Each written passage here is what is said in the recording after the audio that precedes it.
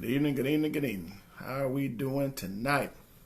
Welcome to Marriage Mondays.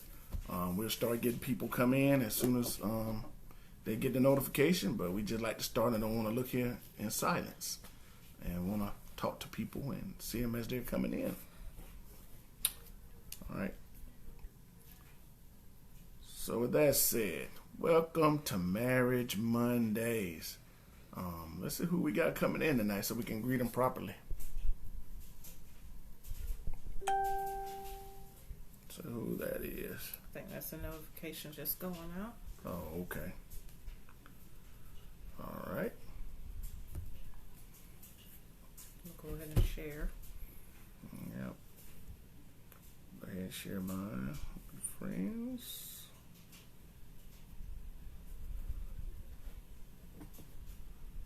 So we hope tonight's topic is interesting to you all. We mentioned it last week and decided to follow up with giving a little more information about this topic. Okay, I'm going to go ahead and share onto my page.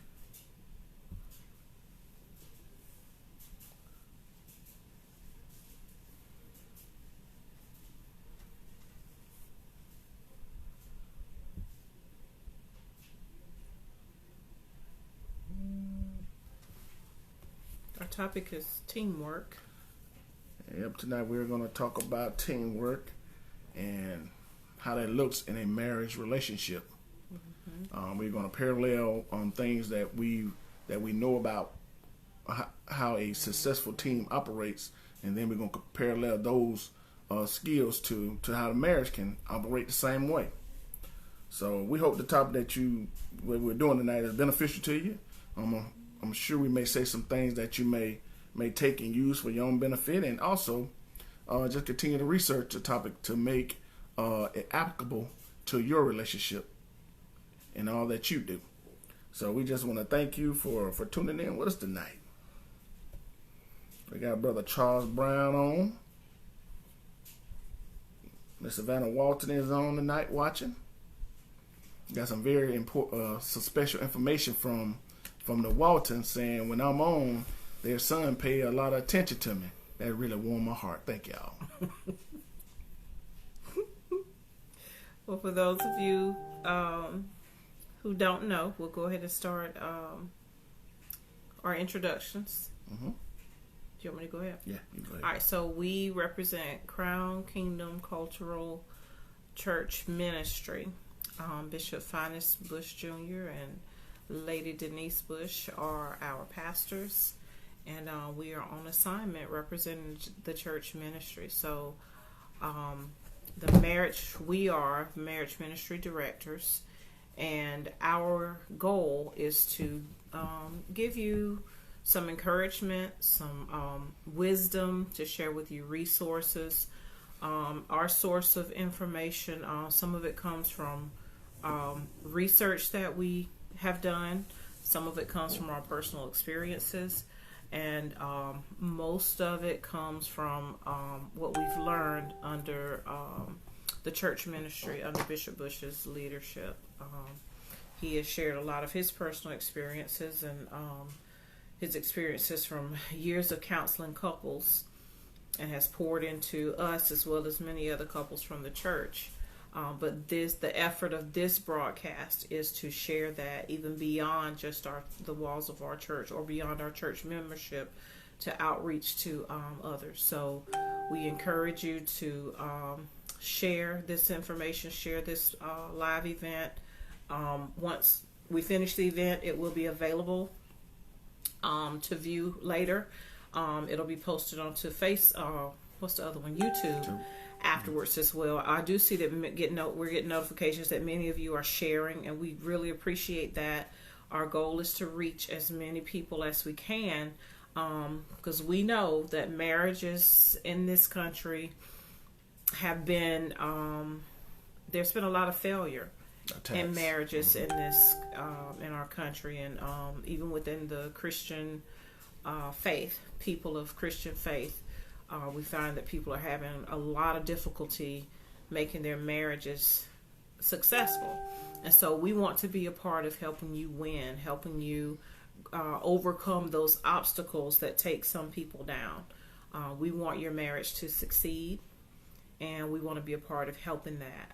The church ministry wants to be a part of helping you succeed in your relationships. All right.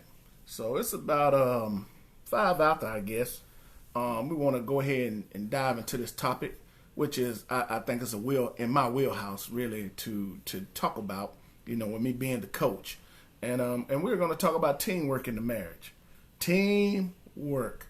Now, through my years of coaching and that light and coaching other people and coaching kids, the 5 topics we're going to talk about tonight were all essential to those teams being successful. These are topics that we've thought about that are important to us, but also just looking at how those successful teams I've been a part of, we also use these same concepts and skills to be successful as a group. So if it'll work for 20, I'm sure you can make it work for 2. Well, I'd like to say that teamwork is also within my wheelhouse. Okay. I am a speech therapist. I work with children as a part of a team. I am always just a team member. And that concept of team holds true for not just for sports, but for various facets of life. Even within the church ministry, we have a large concept of teamwork that's alive and well within our church ministry. And these concepts that we'll talk about tonight, the 5 points we want to make, they apply to that as well. They apply to, as I said, I work with children. I'm a speech therapist, so I am always just a member of a team. There's always parents, there's teachers, there's other therapists, occupational therapists, physical therapists, and the points that we will make tonight, they apply to those teams as well. Sometimes there's even the team gets even bigger, and psychologists and grandparents. It can be a lot of people working towards one common goal. Same thing with the sports team, same thing with the church ministry. So teamwork is a concept that's a part of anytime you have people working together with a common goal in mind. Teamwork is essential, and marriage is no different. And so that's what we want to talk about with you all tonight. So we're going to start. You ready to start? Yeah. Okay. So the first point we want to make for paralleling a team concept with marriage is that a decision is made to be a part of a team.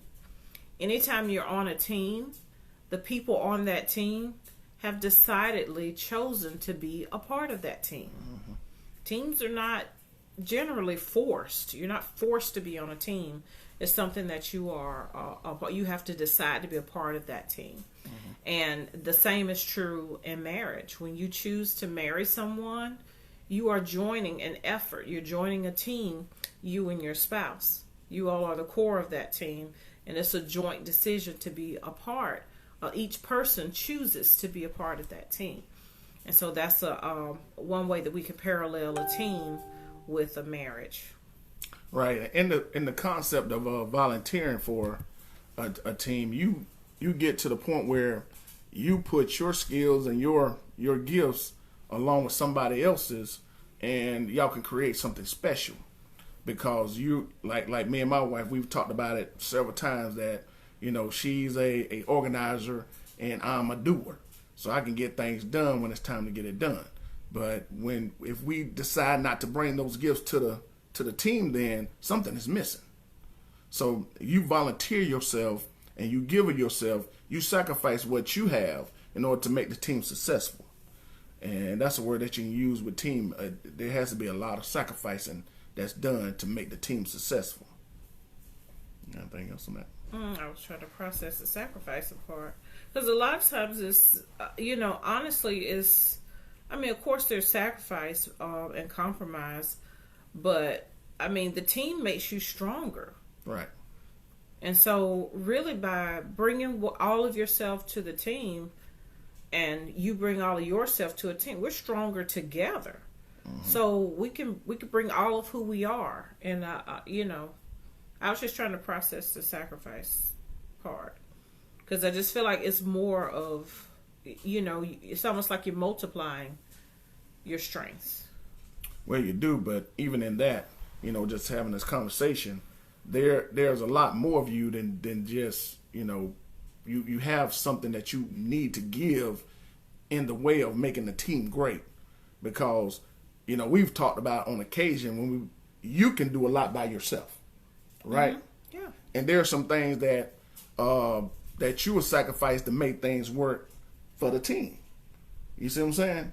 So when we are using our strengths, sometimes our strengths can overlap somebody else and kind of overshadow, and that other person may actually not bring all they have if they feel like they're being overshadowed. So there has to be some sacrifice in there, and maybe a little pullback if one of us is stronger in the relationship than the other person, to make that other person's strengths come to the surface. So that's just the way I think about it. I have to process that. Okay. So number 2 is on you. Number 2.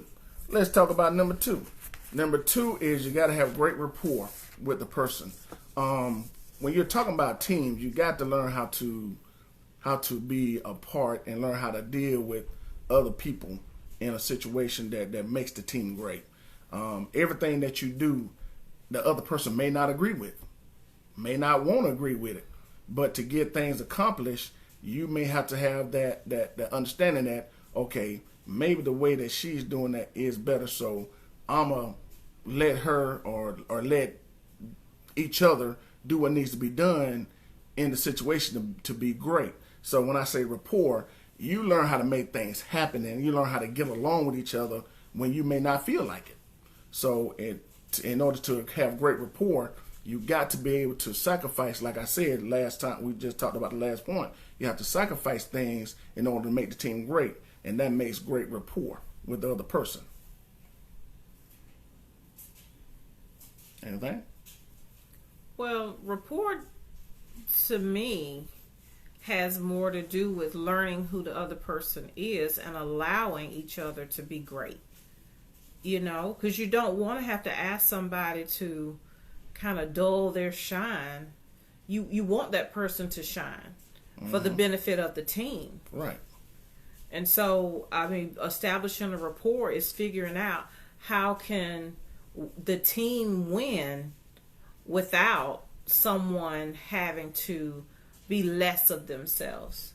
I want you to be all of who you are. I want to be all of who I am. And we have to find a way to do that so that the team wins. Right. And there's nothing wrong with that. Because everybody together achieves more. Right. When we act as a team. Together everyone achieves more. That's true. Mm-hmm. So you don't dull your shine. I hope that didn't come off that says you step back and you just let the person do. No, you just sometimes your shine may make the other person say, okay, I'm just gonna let them have that. If you don't have two strong, willing individuals in a relationship, you just have to think about those things. And you have to talk about them. And that's where the communication part comes in at. Right, because if it's a miserable thing to live in someone else's shadow all the time. Absolutely. Who wants that? And Bishop even made reference to that. You don't live in other people's shadow, and some people have to learn to speak up in their relationships so they're not living in other people's shadow. Well, and speaking up to your spouse shouldn't make your spouse feel less. Mm-hmm. There's room for both people to be all of who they are without one person feeling pushed aside or pushed back. There's room for both people to be who they are, but that takes a skill through communication and through planning, which we'll talk about in a little bit, the importance of planning. But that you have to figure that out. You want both people to be fulfilled within the relationship because you're a team. Right. You want, if one person on that team loses, the whole team is losing. Yeah, that equals a loss. And so it's important for the team to win. Mm-hmm. Okay. All right, so number 3 we have, this is really important in marriage. This point is that keep in mind that you are teammates and you're not enemies. You're not competing against each other. Some marriages fail because one person makes more money than the other. Believe it or not, that happens. Some marriages fail because one person feels they can never live out and fulfill their dream because they're always supporting the other person's dream and helping them reach their goal, and then it's never their turn to shine, or there's no together they don't make a way for both people to progress and move forward in life based upon what God has put in each person. All the effort is going towards, usually it's the husband. So then very often women are spending all their time and effort helping, which is absolutely what we are designed to do. That does not negate what God designed you for. And so it takes some beyond being a wife, because before you became a wife, you had purpose and destiny as well. That doesn't become erased when you become someone's spouse. You have to find a way to make it work. It should not be a fight to make that work, because you're not enemies. The fighting is not with each other. You may fight together. You fight together for your marriage. You fight together for agreement. You fight together for the success of the relationship. But fighting against each other, it makes the team weaker. You will have conflicts. Fighting is not, if you're going to, we can say that you fight fair, but really in that fighting, it's about working out those kinks and issues that have to be worked out and ironed out for the relationship to be successful. How you go about managing those conflicts, it takes a skill. It takes skill so that you're not fighting and competing, so that you're actually working together, getting through those tough times. It doesn't mean every conversation has got to be, soothed over and honey, and sugar and all this. You got to work through those kinks. But the key is keeping in mind that you're working together. You're fighting for each other, for your relationship. You're not fighting against each other. You are not each other's enemy. Right. Sometimes we lose sight of that. Mm-hmm. And see, that's the thing about a team. You are together to compete against a common opponent, not each other. Right. Because the minute the inward fighting starts, guess who's losing? You are. Because when you're fighting against each other, the enemy is throwing stuff at you too. Anyway, so now that inward fighting that's going on between y'all two, compound with the stuff that's coming from the outside, makes that marriage seem like it's real hard to deal with. Well, and you don't have strength for the outside stuff when all the fighting is going on the inside. It just makes you very weak and vulnerable, and it makes it very difficult. You're much stronger together when the two stand together. Me, you, and the Holy Spirit. That's a threefold cord. That's not easily broken.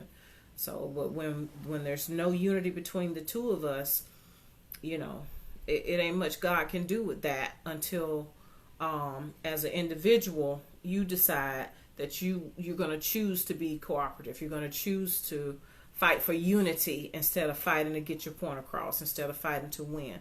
Your fight is for unity, for agreement, because that's where God can come in and really do the work inside of the marriage. Right. It's when we choose to agree, and we can walk together in strength when we agree. Totally. Walk together in strength. All right. Just an emphasis on that. Your spouse is not your enemy. If you have to repeat that to yourself several times a day, you got to learn to believe that. All right. Yeah. And the next thing, which a lot of great coaches do, is they do this thing called strategic planning. Anytime you're going into a game with an opponent, when you're talking about sports, there has to be strategic planning that goes into that, or you will be unprepared for what you're about to face. So in the marriage situation, when you're talking about strategic planning, that's planning for the week. That's planning for the month. That's short and long-term goals. That's financial planning. That's planning for the kids. That's planning what you're going to eat out the church on Sunday, because we know that can cause a ruckus. So learn to plan your day, learn to plan your week, learn to plan your month, learn how to plan your years.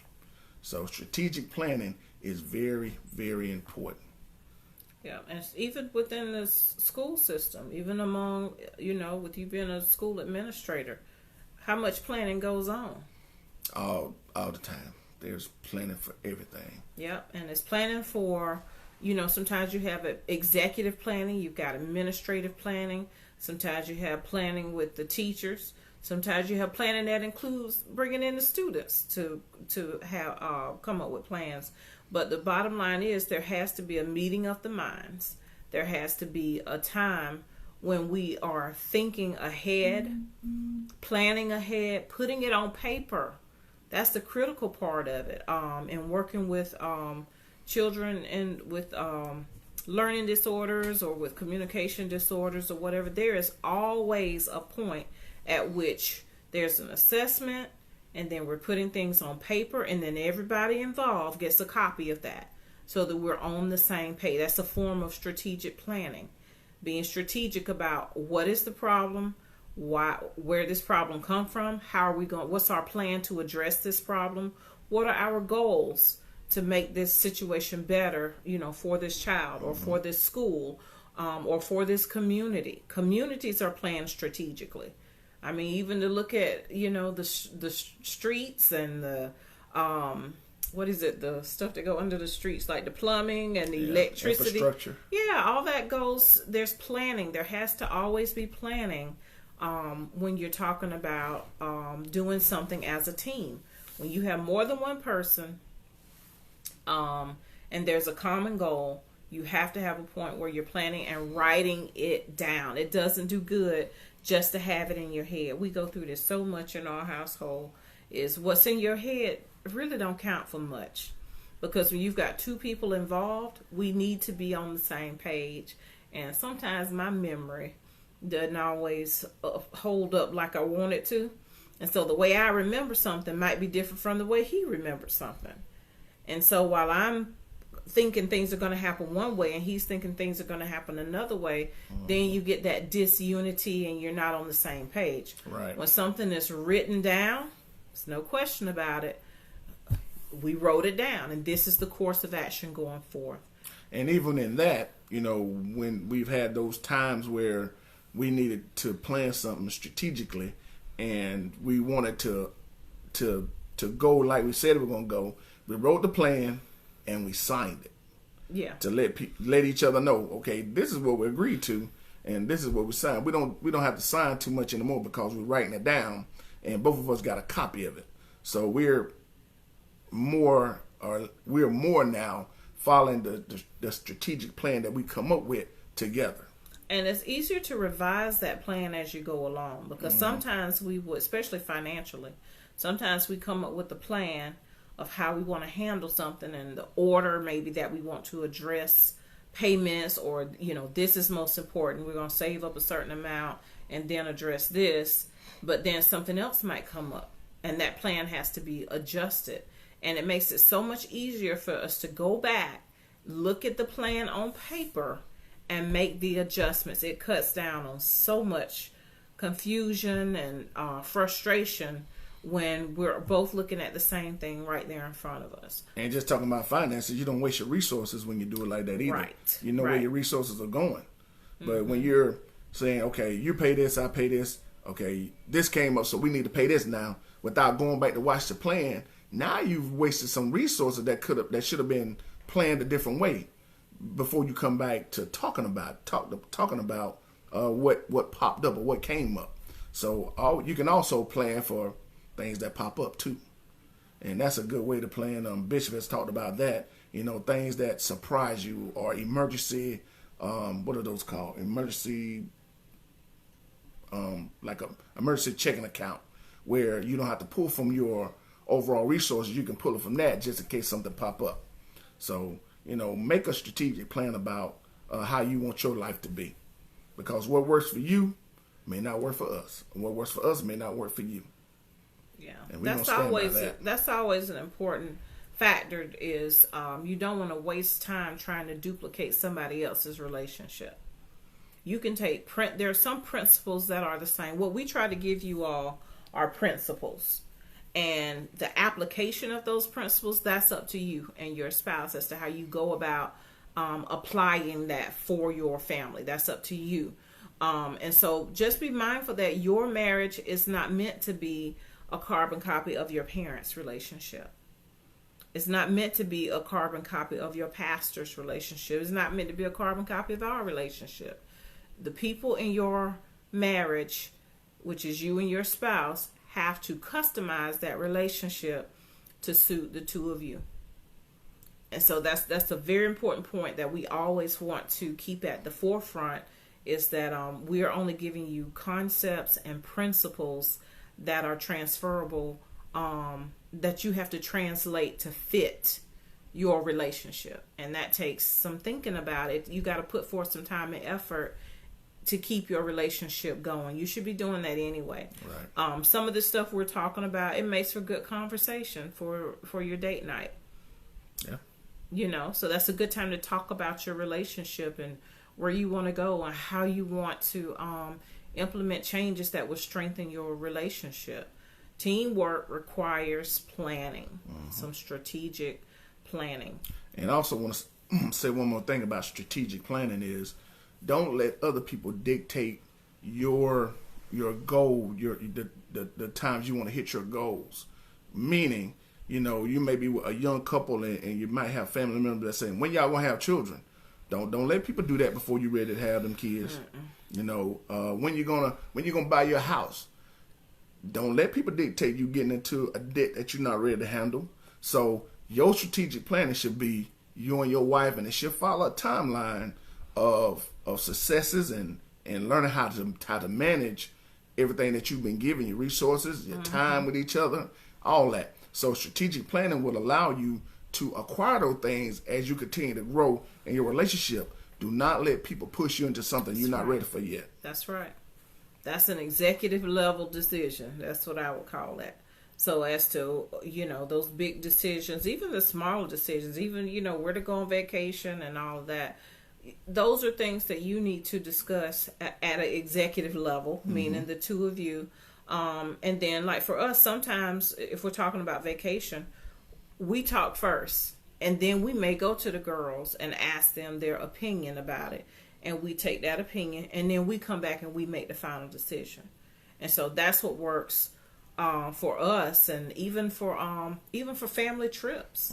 You know, like we have the holidays coming up. You know, before I can answer any relatives about what we're doing or what we're going to attend and what we're not, well, you know, I got to go back and once I chat with the team, the executive part of the team, I can let you know what we're going to do. And so it's not about, sometimes I find that women sometimes run from answering people's questions or addressing when people ask their opinion. You know, sometimes they may just say, "Oh, I have to check with my husband," and some people take that as a sign of weakness, as in, "Oh, she got to ask her husband for everything," you know, and it's not really in that spirit.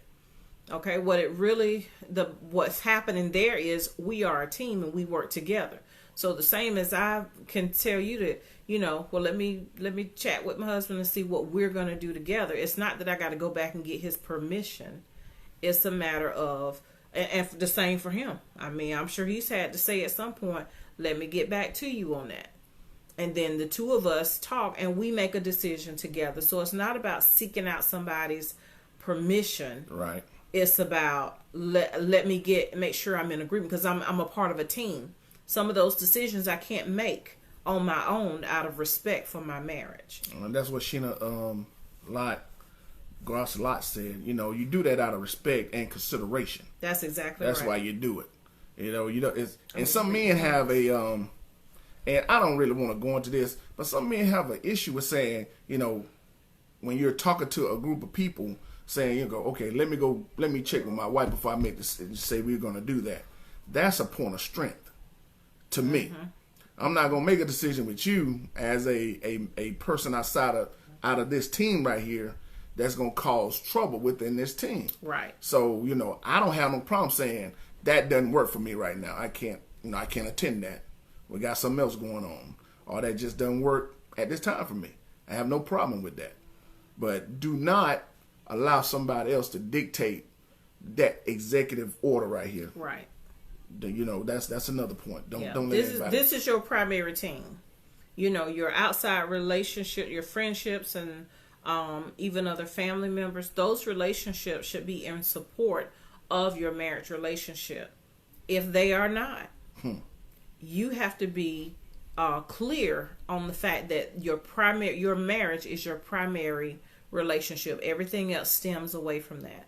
So if you're not supporting the marriage relationship and helping make us stronger, when that's what we're doing is helping to make us stronger, then I might have to reassess my relationship with that person, or with that whatever that force is that's coming against the marriage relationship, because I'm committed to the marriage first.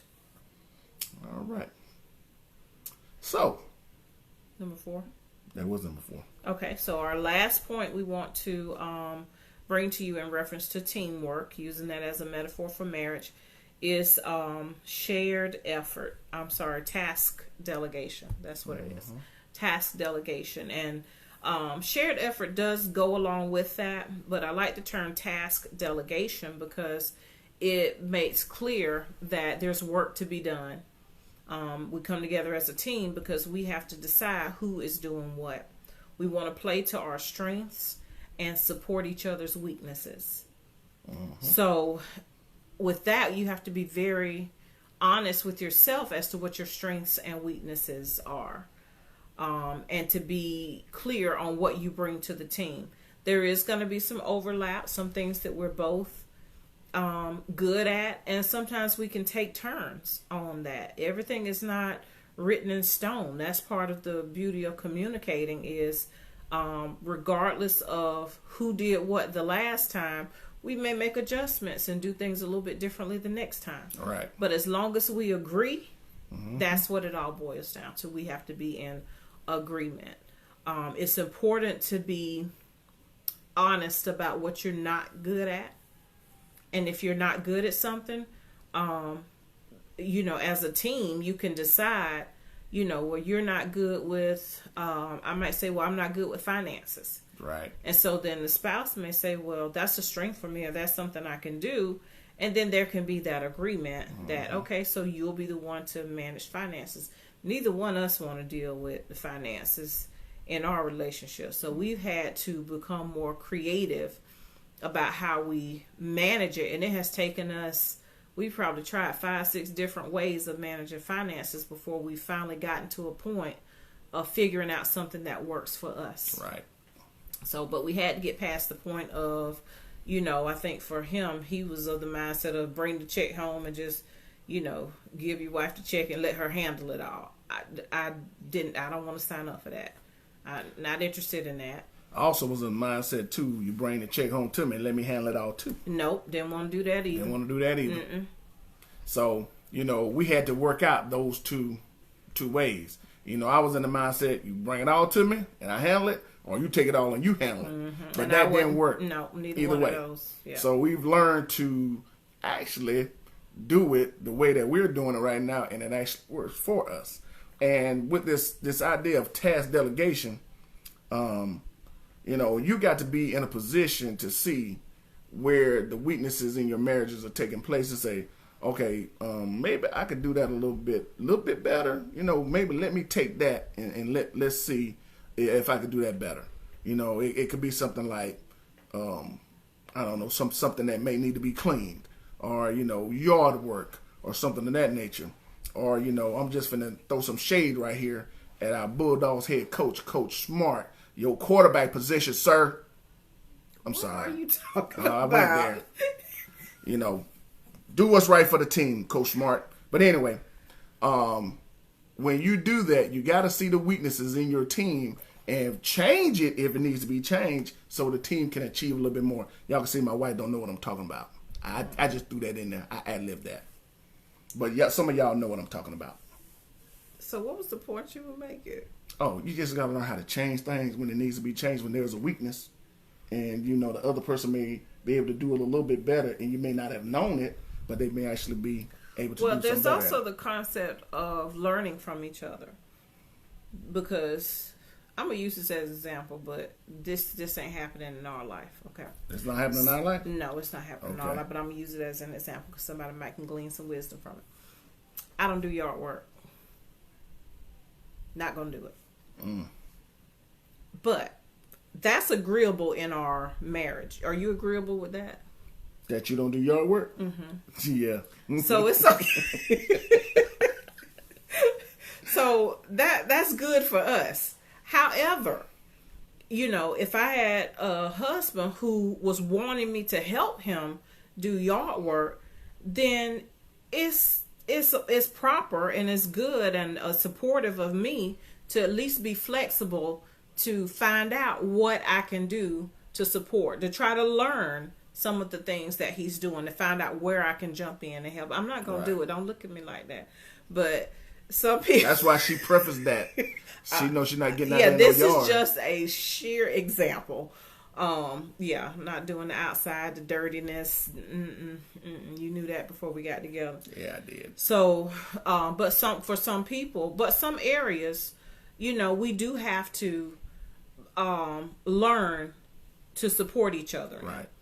And in some things that you're good at, it's good for me to come on board and learn from what so that we have a better strength within our marriage. It's always sad when a spouse passes and the remaining spouse has no clue how to do anything that the other spouse had been doing. So your team is stronger when you both have knowledge of and are able to fill in for each other. Even if a spouse becomes ill at some point, knowing how to get things done. I know how to use the phone to get somebody to come do yard work if ever you're not able to do it. So I'll cover that for you. Yeah. And my dad is quite good at yard work too. So we'll have that in JC. My people. So so we had that covered. But at any rate, that's my point is that it does help to know. Like you can do just about anything in the house that I do. Pretty much. And putting things together, I used to not do that. So I have gotten better with actually assembling things together. So by doing some things together, painting. Ooh, yeah. Yeah, we've done that together. So that's something I've learned from you as well. It's just an opportunity to work together, to share some experiences together, and also to strengthen the team.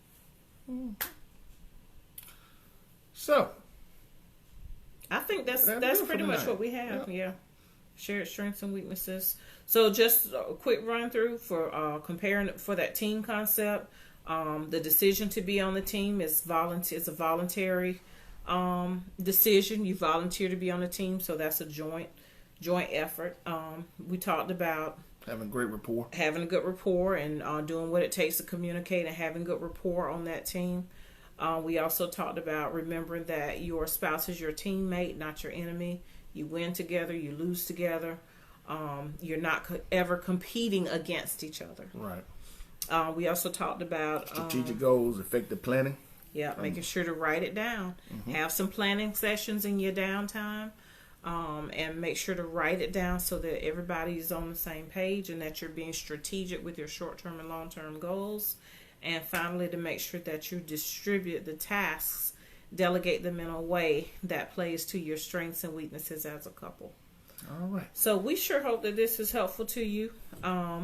We appreciate you guys turning in, and I didn't get to read too many of the comments tonight. Just wasn't paying attention, I guess. But we appreciate y'all tuning in and putting in your comments, and we just hope you be blessed and have a great week. All right. With that said, just tune into some of the other things that's going on at Crown the rest of this week. Tomorrow we'll have Bible study at 12. On Tuesdays, on Wednesdays Thursday. No, on Wednesdays. There is a men's mentoring group that has been meeting, and if you want to be a part of that, just contact myself or one of the deacons at the church or if you're not at our church and you want to be a part of that mentoring group, just contact me through Facebook or through my number if you have it. Also on Thursdays there's a master's class for the Bible study on Tuesday, and of course we have Sundays service and a master's class after service on Sundays. Did you cover Thursday? Or did you say Tuesday? Thursday too. I said Thursday also. If you didn't catch the lesson from Sunday, I strongly encourage you to do that. It was a very powerful lesson, very thought-provoking, and encourages some self-reflection and insight, which also makes your marriage stronger. As you work on yourselves individually, it only makes the marriage stronger. All right.